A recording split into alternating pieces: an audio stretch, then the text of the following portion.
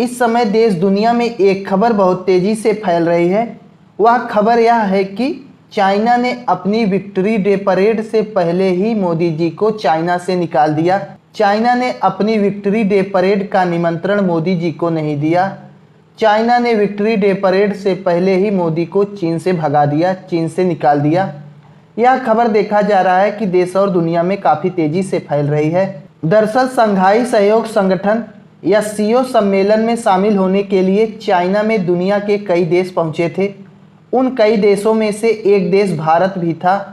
तो ऐसी स्थिति में अब देखा जा रहा है कि संघाई सहयोग संगठन के बाद चाइना ने अपनी विक्ट्री डे परेड का आयोजन किया, जो चाइना हर साल 3 सितंबर को करता है।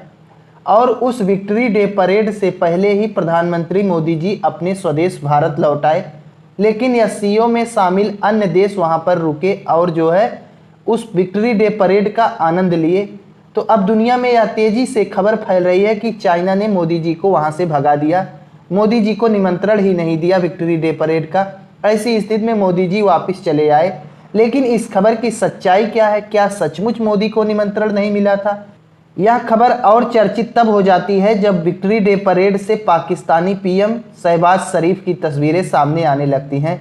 तब दुनिया में लोग यह भी अनुमान लगाने लगते हैं कि क्या चीन की नज़र में पाकिस्तान की अहमियत भारत से ज़्यादा है, क्योंकि विक्ट्री डे परेड में शहबाज शरीफ दिखाई देते हैं लेकिन प्रधानमंत्री मोदी को निमंत्रण तक नहीं दिया गया।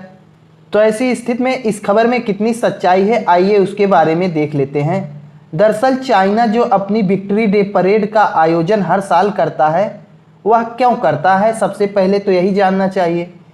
चाइना किस देश के साथ जीत हासिल कर लिया था जो चाइना अपनी विक्ट्री डे परेड का आयोजन करता है? तो ऐसी स्थिति में देखा जाए तो चाइना ने जापान पर जीत हासिल की थी। उसी के उपलक्ष्य में यह जो है अपनी विक्ट्री डे परेड हर साल 3 सितंबर को मनाता है। तो ऐसी स्थिति में जापान के हार की खुशी चाइना में मनाई जाती है 3 सितंबर को। और वहीं दूसरी तरफ देखा जाए तो इंडिया और जापान का संबंध काफ़ी ज़्यादा घनिष्ठ है। संबंध इतना घनिष्ठ है जापान के साथ इंडिया का, चाइना जाने से पहले प्रधानमंत्री मोदी जापान की यात्रा पर गए थे। तो इसका मतलब कहीं ना कहीं यही है कि चाइना से ज़्यादा घनिष्ठ संबंध हमारा जापान से है। अब जापान की हार की खुशी अगर चाइना मना रहा है तो ऐसी स्थिति में उस खुशी में इंडिया कैसे शामिल हो सकता है? तो यह कहना गलत है कि चाइना ने निमंत्रण नहीं दिया था, बल्कि प्रधानमंत्री मोदी जी खुद ही वापस चले आए थे, ना कि उन्हें वहाँ से भगाया गया था। अब ऐसी स्थिति में हम देख लेते हैं कि आखिर विक्ट्री डे परेड जो मनाई जाती है उसका पूरा इतिहास क्या है, किस प्रकार चाइना ने जापान को हराया था। थोड़े शॉर्टकट में देख लेते हैं उसके बारे में भी। यहाँ आप लोग देख सकते हैं कि प्रधानमंत्री मोदी चाइना की यात्रा से पहले ही जापान की यात्रा पर गए थे। चाइना जाने से पहले मोदी जी जापान जाकर यह स्पष्ट कर दिए थे कि जापान हमारा चाइना से घनिष्ठ दोस्त है।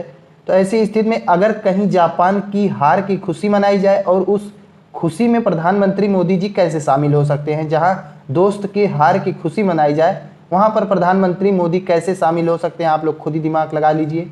तो ऐसी स्थिति में प्रधानमंत्री को भगाया गया, निमंत्रण नहीं दिया गया, यह कहना पूरी तरीके से गलत है। विक्ट्री परेड 1945 में द्वितीय विश्व युद्ध की समाप्ति पर जापान के आत्मसमर्पण की याद में मनाई जाती है। द्वितीय विश्व युद्ध के दौरान जब जापान ने चाइना के सामने आत्मसमर्पण कर दिया था तो उसी खुशी में जो है चाइना विक्ट्री परेड मनाता है। चाइना इसे अपनी विजय घोषित करता है। चीन इसे जापान पर विजय दिवस के रूप में हर साल 3 सितंबर को मनाता है, क्योंकि 1937 से 1945 तक चीन और जापान के बीच भीषण युद्ध चला, जिसे इतिहास में चीन जापान युद्ध कहा जाता है। इस युद्ध में लाखों चीनी नागरिक और सैनिक मारे गए। वहीं चीन में इसे जापानी आक्रमण के खिलाफ प्रतिरोध युद्ध कहा जाता है। साल 1937 में जापान ने चीन पर हमला कर दिया था। युद्ध की शुरुआत मार्को पोलो ब्रिज की घटना से हुई। इसके बाद जापानी सेना ने नानजिंग शहर पर हमला किया, जहां भयानक नरसंहार हुआ। इसे नानजिंग नरसंहार कहते हैं, जिसमें लाखों लोग मारे गए, औरतों के साथ गलत काम किया गया। यह युद्ध करीब 8 साल चला और 1945 में जापान के आत्मसमर्पण के बाद खत्म हुआ। 1937 में शुरू हुआ जापान चीन युद्ध 1945 में जापान के आत्मसमर्पण के बाद खत्म हो जाता है। चीन ने इसी दिन को यादगार बनाने के लिए विक्ट्री परेड की परंपरा शुरू की, ताकि लोगों को उस संघर्ष के और बलिदान की याद दिलाई जा सके। तो ऐसी स्थिति में विक्ट्री परेड जो चाइना मनाता है वह जापान की हार की खुशी में मनाता है। जापान की हार की खुशी में चाइना विक्ट्री परेड मनाता है।